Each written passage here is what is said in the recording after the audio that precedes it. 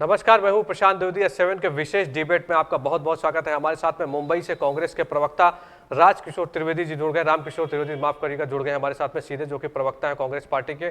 और अरुणेन मोहन शुक्ला जी जुड़ गए, जो कि लखनऊ में वरिष्ठ वकील के तौर पर, एडवोकेट के तौर पर। आप दोनों लोगों का बहुत बहुत मैं स्वागत करता हूँ अपने विशेष डिबेट कार्यक्रम में। धन्यवाद प्रशांत। धन्यवाद प्रशांत जी। सर, सबसे पहला सवाल आपसे है मेरा, कांग्रेस पार्टी के आप प्रवक्ता के तौर पे है मुंबई में, और जिस तरह से मुंबई के हालात चल रहे हैं, कंगना रनावत साफ तौर पे मुंबई की तुलना पाकिस्तान से कर देती है, और वो मुंबई की पुलिस पे भरोसा नहीं करती है। उनका बयान आता है कि वो कहती है कि उन्हें पता है कि कौन कौन से ड्रग माफिया हैं जो काम कर रहे हैं, लेकिन वो पुलिस को बताना नहीं चाहती। क्या कहेंगे सर आप इस बारे में? कंगना रनावत अगर पुलिस को नहीं बताना चाहती थी तो वो यहाँ आई थी, एनसीबी के दफ्तर जाती, वो गवर्नर के पास गई, पूरी मुंबई घूमती रही, लेकिन उनके पास इतना समय नहीं था कि वो एनसीबी के पास जाकर के ड्रग पेडलर के नाम और ड्रग माफिया का जो वो बता रही थी, बड़े बड़े दावे कर रही थी कि मेरे पास ड्रग माफिया का नाम है, मैं मुंबई पुलिस को आकर के नहीं दे सकती हूँ क्योंकि मुंबई पुलिस के ऊपर मुझे भरोसा नहीं है। कंगना रनावत के इन सनसनीखेज दावों के बाद बीजेपी उनके पीछे जो है खड़ी हो गई, और बीजेपी का आईटी सेल लगातार ट्वीट करता रहा और इस पूरे मामले में वो महाराष्ट्र सरकार को घेरता रहा। यहां तक कि कंगना ने मुंबई की तुलना पीओके से की जी। और ये सब करने के बावजूद जी उनको Y+ की सुरक्षा दी गई, केंद्र सरकार ने सुरक्षा दी। तो ऐसे में कंगना ने क्यों नहीं उन ड्रग पेडलर्स के नाम एनसीबी को बताए? और नारकोटिक, मान लो कंगना को अगर मुंबई पुलिस पे भरोसा नहीं था तो नारकोटिक्स ब्यूरो तो सेंट्रल गवर्नमेंट के पास में है, वो एनसीबी को बता सकती थी कि ये यहाँ पे है। उसी एनसीबी ने रिया चक्रवर्ती को गिरफ्तार किया है। तो ऐसे में कंगना ने जो देश के साथ ड्रामा किया है, उसको लेकर के कांग्रेस की ये मांग है कि उनके ऊपर लीगल एक्शन किया जाए, और उन्होंने जो गुनाह छिपाए हैं उनके ऊपर धारा 176 और 220 के तहत कार्रवाई की जाए। सर, मुझे बताइए कि देखिए, आपकी मिली जुली सरकार है, उद्धव ठाकरे जी के साथ सरकार है, और उनके बारे में अक्सर कहा गया कि देखिए भारतीयों की बात कर लीजिए, सॉरी उत्तर भारतीयों की बात कर लीजिए, बिहार के लोगों की बात कर लीजिए, लगातार जिस तरह से वो लोग एक तरह से देखिए दबंगई टाइप की करते हैं, तो कहीं ना कहीं आदमी परेशान होगा। आपने वाई श्रेणी सुरक्षा की बात की, तो सरकार क्यों ना दे सुरक्षा? क्योंकि उनके ऊपर जाहिर सी बात है, अगर आप उनको धमकी देंगे, जान से मारने की धमकी देंगे, आप इस तरह की बातें करेंगे, तो सर सुरक्षा तो मिलनी आवश्यक है। इसमें दिक्कत की क्या बात है? कांग्रेस को कहां से परेशानी हो गई? प्रशांत जी, कंगना ने ये पूरा ड्रामा कंगना ने स्टार्ट किया था। कंगना को किसी ने धमकाया नहीं था, कंगना को किसी ने नहीं कहा था, कंगना ने ही सारे ट्वीट किए कि उनके पास ड्रग्स माफिया के नाम है। वो मुंबई की तुलना उन्होंने पीओके से की, उन्होंने कहा कि मुझे मुंबई पुलिस के ऊपर भरोसा नहीं है। महाराष्ट्र सरकार ने तो कुछ कहा नहीं, बाद में चूंकि उनके ऊपर बीएमसी ने जो कार्रवाई की है, संजय राउत लगातार बोल रहे हैं, आप भी टीवी देखते होंगे, आप देख रहे हैं संजय राउत किस तरह से बोल रहे हैं। अरे उनके घर में भी कुछ लोग हैं, परिवार के लोग होते हैं, किसी एक महिला के बारे में इस तरह की बातें करना कहां तक शोभा देता है? सर मुझे बताइए। संजय राउत ने उसके बाद कहा, जब उन्होंने देखिए महाराष्ट्र का जब उन्होंने अपमान किया, उन्होंने मुंबई से पीओके की तुलना की, उसके बाद संजय राउत ने बोला, और ये अध्याय अभी खत्म हो गया है। अभी हमारी डिमांड ये है कि कंगना को Y+ की सुरक्षा दी गई। कंगना मुंबई आई तो कंगना ने जो ट्वीट किया था कि उनके पास ड्रग पेडलर्स के नाम है, ड्रग सिंडिकेट है, बॉलीवुड में कौन कौन से लोग ड्रग लेते हैं, कहां से वो ड्रग्स खरीदते हैं, ये सारा जो उन्होंने दावा किया था, तो उन्होंने एनसीबी को क्यों नहीं बताया? हम ये डिमांड कर रहे हैं। अभी पीछे जो रामायण हुई उसके बारे में हमको कुछ बात नहीं करनी है। हम आज आपसे ये बात कर रहे हैं कि कंगना को अगर मुंबई पुलिस पे भरोसा नहीं था तो एनसीबी के पास जाकर के वो डिमांड करती। इसका मतलब कि कंगना ने देश को गुमराह किया। जिस समय देश में बेरोजगारी की बात होनी चाहिए, जिस समय देश के अंदर आर्थिक सुरक्षा की बात होनी चाहिए, जिस समय देश की जीडीपी 24% गिर गई थी, उस समय भाजपा के रणनीतिकारों ने हाई वोल्टेज जो ड्रामा शुरू किया, इस ड्रामा क्वीन को लेकर के आए, तो ये तो 1.5 घंटे में पूरी फिल्म फ्लॉप हो गई। नहीं तो आपको लगता है कि जो आपकी सरकार है मुंबई में, जिस तरह की सरकार आपकी बनी, मिली जुली सरकार बनी, क्या आपको लगता है कि सब कुछ वो बेहतर कर रही है, वहां पे ठीक ठाक कर रही है? भाई साहब, आप सरकार के बारे में अलग से डिबेट कर लीजिएगा। आज का जो इशू है कि कंगना ने ये क्यों नहीं दिया। कंगना ने जो देश के साथ वादा किया था, जो उन्होंने ट्विटर हैंडल पे कहा था, कोई हमारे साथ वरिष्ठ वकील अरुणेन मोहन शुक्ला जी भी हैं, बात करेंगे उनसे, ये हाई कोर्ट में है, ये आपको बेहतर तरीके से बताएंगे कि कोई भी व्यक्ति या कोई भी संस्था जब सार्वजनिक तौर पर ऐसी घोषणा करती है कि उसको गुनाहगारों के नाम पता है जी। और अगर वो नहीं बताती है पुलिस को, तो उसके ऊपर भी 176 और 220 के तहत कार्रवाई होनी चाहिए। जी जी जी। तो मेरी सिंपल सी मांग है कि कंगना ने ये पूरा ड्रामा किया, क्या Y+ सुरक्षा पाने के लिए किया, क्या देश में एक सनसनी फैलाने के लिए ड्रामा किया, और इस ड्रामे के पीछे बीजेपी ने क्या महाराष्ट्र की सरकार गिराने की कोई साजिश थी? ये सारी चीजें सामने आनी चाहिए। चलिए, हमारे साथ में कानून के जानकार शुक्ला जी मौजूद हैं, जो सीधे लखनऊ से लाइव हमारे साथ में जुड़े हैं। शुक्ला जी, सबसे पहला मेरा आपसे सवाल कि जिस तरह से अभी आप देखें हम लोगों की बातचीत हो रही थी, कैसे देखते हैं आप, मतलब कानून अगर उन्होंने अपनी सुरक्षा की बात की, उनको 22 खड़े की सुरक्षा दी गई, और जिस तरह से कांग्रेस पार्टी के प्रवक्ता आपसे साफ तौर पर आप भी सुन रहे होंगे, डिबेट मेरी लगातार उनसे चल रही है, क्या कहेंगे आप, आपका क्या कहना है इस बारे में पूरे?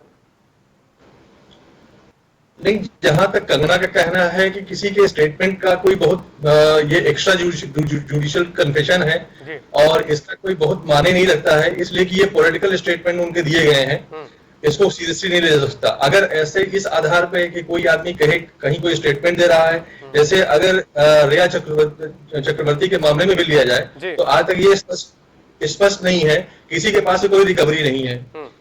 जब किसी के पास रिकवरी कुछ नहीं है, तो सिर्फ ओरल टेस्टिमनी पे, और वो भी उस विटनेस के टेस्टिमनी पे जो कि एक्यूज है, वैसे भी कोर्ट में एडमिसिबल नहीं है। वो रिट्रैक्टेड जो है उनका स्टेटमेंट है, जो उन्होंने कोर्ट में मना किया कि मैंने कोई स्टेटमेंट दिया नहीं है, मुझे दबाव लेके दिया गया है।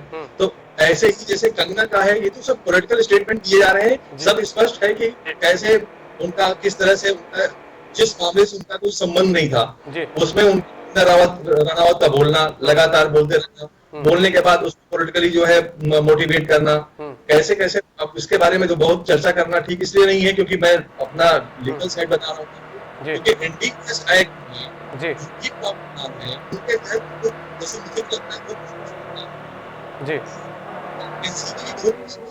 कर नहीं रही है जी,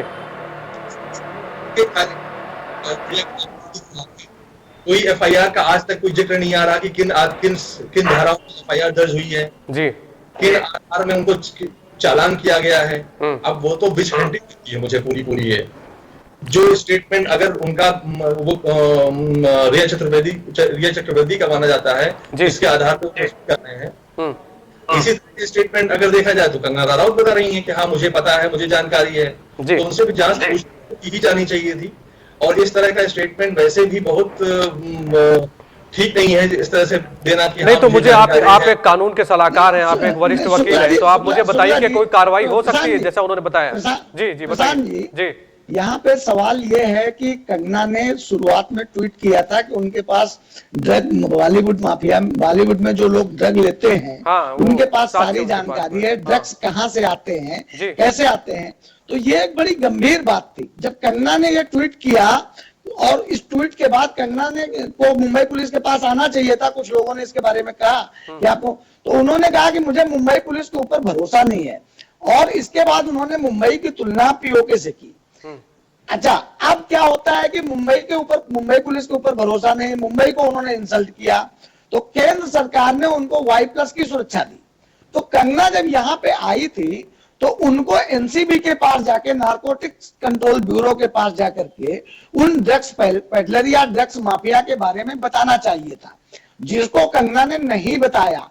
और जो घोषणा की थी, जो वादा किया था, जो दावा किया था, तो उसका क्या मतलब है? ये पूरा जो ड्रामा हुआ, कंगना को जो Y+ की सुरक्षा दी गई, उसका क्या मतलब हुआ कि अगर वो ड्रग पेडलर के नाम नहीं बता रही हैं, तो इससे क्या साबित होता है कि ये क्या था? तो शुक्ला जी मुझे बताइए कि जैसा कि कह रहे हैं, कांग्रेस प्रवक्ता जी कह रहे हैं, साफ तौर पर जो बता रहे हैं कि अगर इस तरह से उन्होंने जो बयान दिया, तो क्या इस पर कोई कार्रवाई बनती है? क्योंकि आपने कहा कि रिया चक्रवर्ती भी इसी तरह से बोल रही है।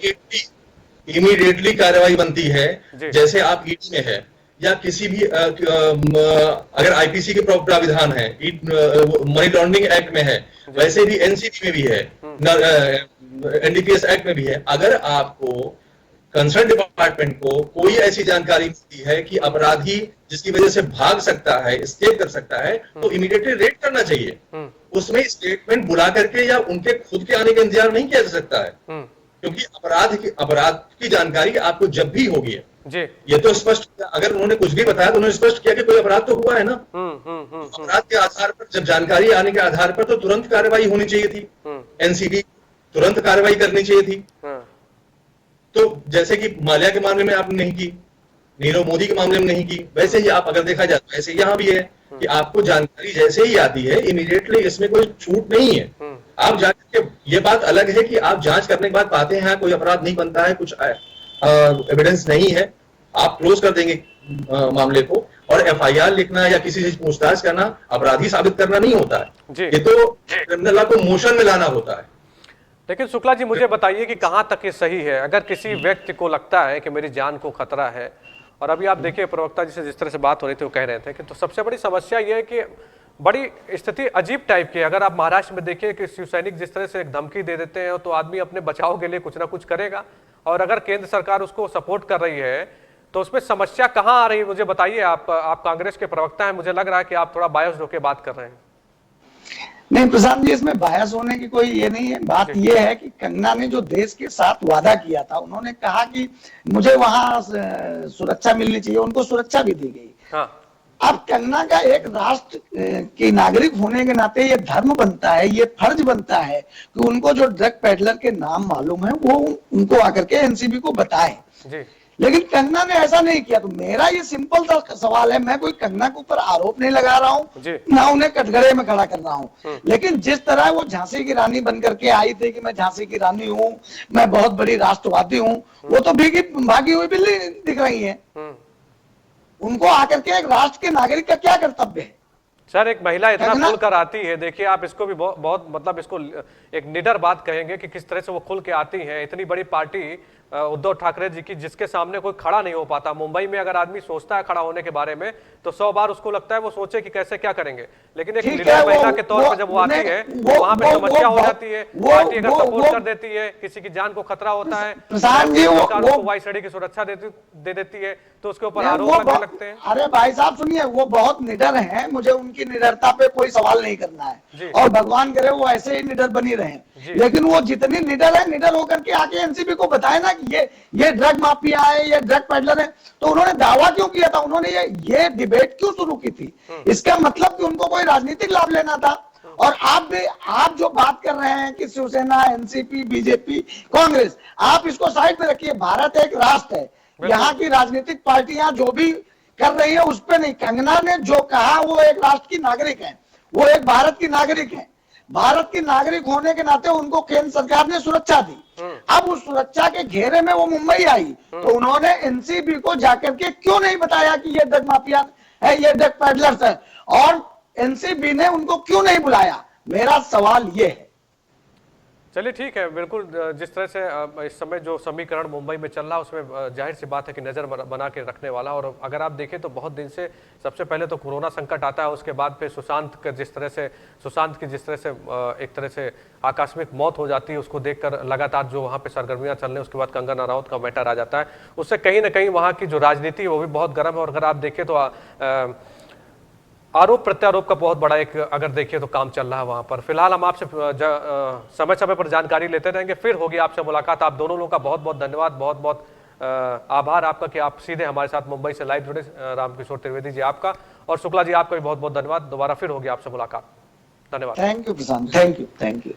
तो मैं आपको बता दूं कि जिस तरह से मुंबई में जो घटनाक्रम चल रहा है, S7 न्यूज चैनल लगातार अपने विशेष डिबेट शो के अंतर्गत आपको दिखाता रहता है कि वहां पे किस तरह से घटनाक्रम चल रहा है। मैं आपको बताऊं कि कंगना रनौत के ऊपर लेकर जो पार्टियां हैं वो वहाँ अलग अलग आक्रामक होती नजर आ रही है, और कहीं ना कहीं कुछ ना कुछ वहाँ पे चल रहा है। फिलहाल हम आपको हर खबर से रूबरू कराते रहेंगे, मुंबई में हुई जो भी घटनाएं हैं उससे रूबरू कराते रहेंगे, और लगातार अपने पैनल के माध्यम से आपको वहाँ की पूरी जानकारी देंगे। S7 के विशेष डिबेट में आप जुड़े, इसके लिए आपका बहुत बहुत धन्यवाद। आपसे एक अपील है मेरी कि कोरोना वायरस की अभी कोई दवा नहीं बनी है, आप सावधान रहिए, मास्क लगाइए, बाजारों में कम जाइए, और भारत सरकार की जो भी गाइडलाइन है उनको जरूर फॉलो करें, क्योंकि आप सुरक्षित रहेंगे तो समाज सुरक्षित रहेगा। नमस्कार।